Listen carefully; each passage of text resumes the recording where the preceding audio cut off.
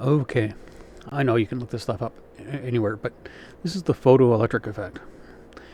A guy named Hertz, yeah, if you, and he has a certain unit named after him. Put two plates underneath a jar and sucked the air out so the air wouldn't affect it, and hit it with specific wavelengths of light, and sometimes it lit up a light bulb or gave off a detector. This is because light comes in discrete packets called quanta, and this is where you get quantum mechanics.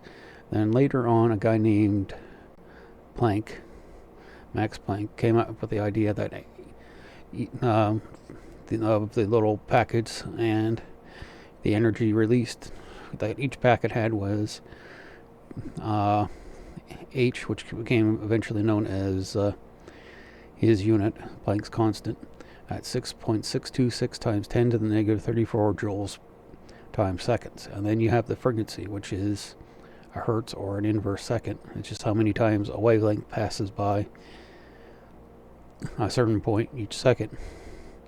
And there's also wavelength, which is how many wavelengths can fit in within a second, and C is related to that. And then you get this equation. Kinetic energy of the electron equals the energy from the photon minus the amount of energy that it took to escape from the first plate. And believe it or not, this is how Einstein got his Nobel Prize. Putting all this together.